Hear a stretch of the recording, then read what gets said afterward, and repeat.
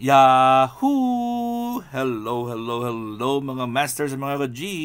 Welcome again sa ating All About G, the Green Iguana Daily Vlogs.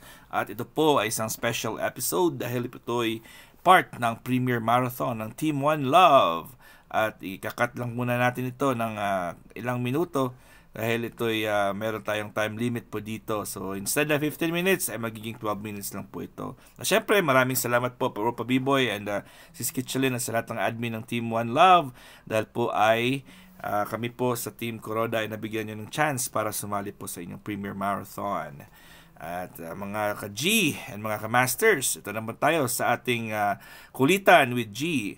So kunin muna natin ito yung kanyang humidifier, lagay natin sa baba para meron tayong full view ng ating G, the Green Iguana na sobrang relax at super excited na i-feature na naman ulit po siya. So ito yung bagong way na paghawak ko kay G. Tingnan nyo dahil po ay pinutulan na po siya ng kuko. Kinat na po natin yung kuko niya. Ayun, tingnan mo, nagkikis-kiss na si G natin. Magbe-bless na yan kay Daddy Master niya. Tingnan mo, magmamano-mano yan. Sige, mano ka nga G kay Daddy Master. Sige, ayun, nagmamano na si G kay Daddy Master niya. Tingnan mo, ang bait-bait ng ating G. So, ayun, pinutulan na po siya ng kuko. Kaya hindi na masakit yung kanyang kuko. Kaya ito yung bagong paraan ko sa paghawak sa kanya.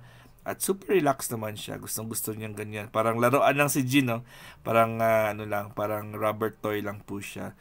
Akala mo parang hindi siya buhay. Kaya ang sweet-sweet talaga ng ating G. At alam niya naman na ganitong oras po ay kinukunan talaga siya ng video. Kaya bait-bait. Ayun, walang reklamo yan. Wala talagang reklamo si G. Kasi pag magreklamo siya, hindi magugutuman siya. Di ba mga masters, mga G? Pag hindi siya mag-cooperate sa akin. Ayun, isa sa mga pinaka-favorite niya na position ng ganyan. Yung kandong na kandong po siya ng Daddy Master niya. At ayun, nagre-relax yan. At yung mata niya, nakapikit talaga yung mata niya. Nakatingin, kung minsan nakatingin yan sa akin. At gusto niya sigurong bumalik sa kanyang bahay. Balik muna natin ito. Parang gusto niya talagang bumalik. Sige, natin yan. Gusto niya bumalik sa bahay niya. So mga masters and mga ka-G, wala tayong topic for today. Kundi ito lang po ay pakita ko lang po sa inyo kung ano yung ginagawa natin kay G. So si G po ay isang iguana. So ang green iguana po ay kinoconsider dito siyempre sa amin na isang exotic na pet.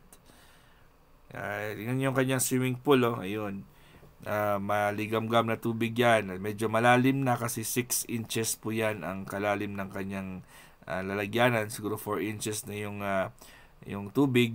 Noon po ay 3 beses tayo nagpalit ng kanyang swimming pool. Yung pinakauna nyo isang baking pan na maliit lang. Nung bata pa si G, nung maliit pa siya. And then medyo nag-upgrade tayo. Lumaki ng konti pero nagkinalawang po. Ngayon po ay polyester na po yan. At medyo mahal yung kanyang ang kanyang swimming pool. At 20 inches by 15 inches po yan ang kanyang size at 6 inches pa lang kalalim niyan. So yung buong katawan niya po ay kasyang-kasya po diyan. So ito po merong 3 story ang kanyang bahay. Ito po yung humidifier ay very important po yan para ma-maintain ang kanyang humidity. Siyempre yung pagkain niya at ang kanyang tubigan niya. Si G po ay isang 100% vegetarian. Hindi siya kumakain ng mga insects, proteins, konti lang yung proteins pero more on vegetable source po yan. Hindi siya kumakain ng meat or mga insects products. So ito po ay nakasaksak po. May timer po yan sa ating tawag dito yung white waste na timer. Nakasaksak po yan. So every 2 hours umaandar po yan. 15 minutes lang po yung kanyang duration every 2 hours. So meron siyang plug, waste plug pala. So yung kanyang swimming pool, sa second floor niya, sa kababa niya is yung kung lakad-lakad lang po siya, extra space po yan. At pwede siya mag-poop sa baba at diretsa na po sa baba yan. May paper towel dyan na magko-collect ng poops niya. So 3-story, 5 feet po ang kanyang bahay. At ako po ay 5'6" by height, or 5'5" and a half or 5'6", kung minsan 5'5". Pag full moon. So, yung maganda dyan is lumalaki na yung CG natin. Ito po yung itsura ng plug natin. Nakita mo yung white ang plug na sinasaksakan. Nakakonect po yan sa cellphone ko. So, nakakonect din yan and may specific time po siya na umaandar lang po. Kaya kahit na wala pa ako dito sa bahay, sa clinic po ako, saan pa pupunta, ay automatic na po, may specific time na po siya. So, ito po, kunin natin si G at ilagay natin sa kanyang swimming pool. Pakita natin kung gaano ka lalim yung tubig. Kiss muna, G, kiss. Ayun, si G natin, ang bait-bait ng G natin. So, ilalagay mo natin siya sa kanyang swimming pool. At magugustuhan niya yan kasi gustong-gusto niya yung tubig. Ayan. Yan ang ating G, oh. Super gusto niya. At magsisid po yan. Tingnan mo. Ayan, sumisisid. Gustong-gusto niya yung mangsisid. Ang ating little boy, G, the green iguana. Maninisid po yan. At enjoy na enjoy yan sa tubig kasi maligam-gam na tubig po yan. And in a little while, if I'm not mistaken po, ay magpupoops yan ang G natin. So, everyday na rin po siya natin na nilalagay po sa maligam-gam na tubig and everyday na rin po siya nagpupoops. Unlike po noon na every 3 days po siya nagpupoops. Tingnan mo mamaya pag may bumubula na yan, magbubula yung sa puwet niya na area. Ibig sabihin po ay may lumalabas na po dyan. So, tingnan natin kung ayun mga masters, mga ka-G, may bumubula-bula na sa kanyang puwet. So, ibig sabihin po ang G natin ay dumudumi. So, kunin na muna natin yung camera malayo sa kanya. Baka kumakain kayo dyan. Pero hindi naman talaga madumi tingnan yung kanyang dumi, G. Siyempre, ano lang naman yung kinakain niya, prutas at saka gulay. So, ano lang ma-expect mo dyan? Siyempre, ano lang, parang wala lang.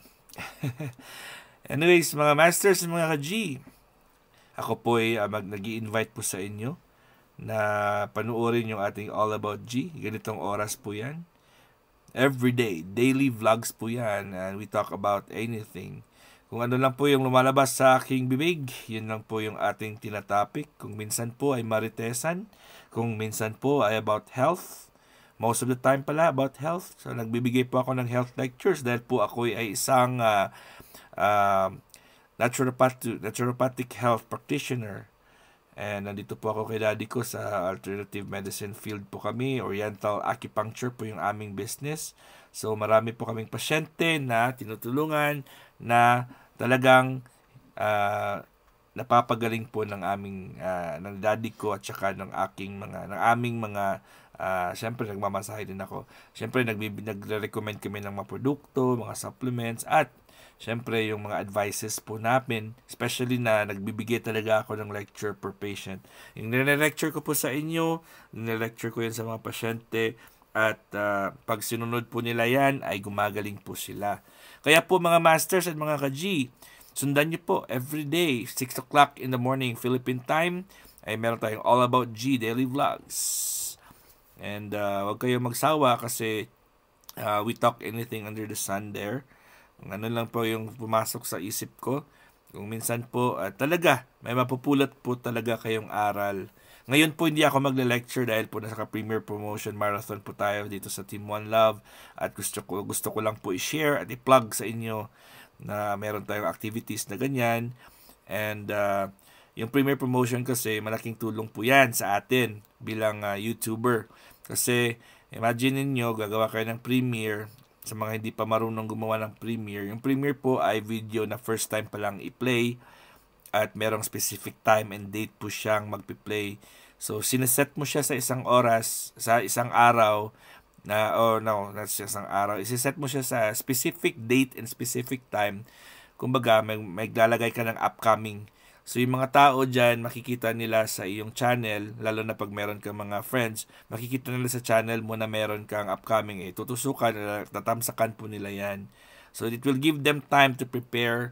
And then once, syempre pag naka-full bell notification po sila, you will give them time to, to prepare. And once na mag-play po yan, maraming tao po ang manonood sa iyo. So, ibig sabihin na pag halimbawa ikaw ay nag-download, nag-upload ka lang ng isang video at walang manonood, halimbawa isa o dalawa lang manonood, talo ka doon, talo ka dyan.